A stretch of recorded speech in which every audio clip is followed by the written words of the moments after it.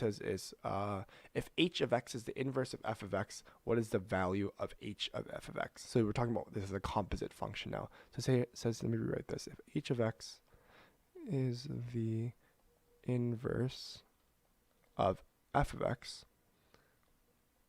what is h at f of x? So take a moment to think about this question. If h of x is the inverse of f of x, what is the value of h of f of x? So if you have h, so it's saying here, if h of x is the inverse of f of x, so let me rewrite this. So if h of x is the inverse of f of x, so this would be f of negative 1 of x, what is h of f of x? So in this case, if I use this substitution to simplify this, so this is here is 1, so therefore h of f of x would equal, so f of negative x of f of x, right? So that's what I'm doing here. But so that's here again. If h of x is the inverse of f of x, what is h of f of x, right?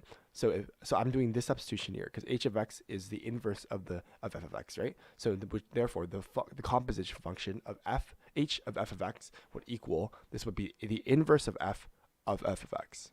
So in this case, it would just be x, right? That's it. Like the f of f.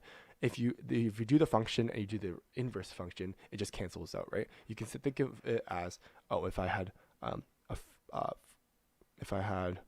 let's say 5 here, and you had 5, say 5 divided by 2.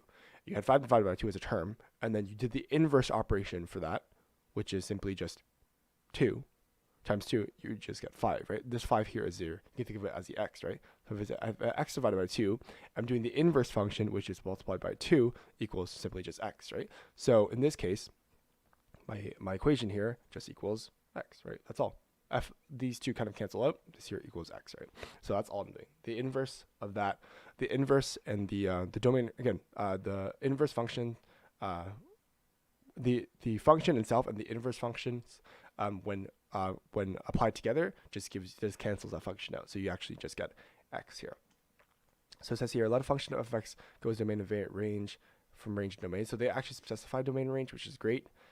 They did the exact same substitution as I did, where f minus x equals x. So given that, then we have h of f of x equals x here, right? That's good. Hence the value of h of f of x is just equal to x. This is a good solution.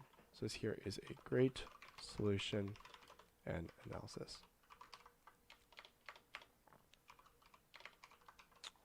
Sweet.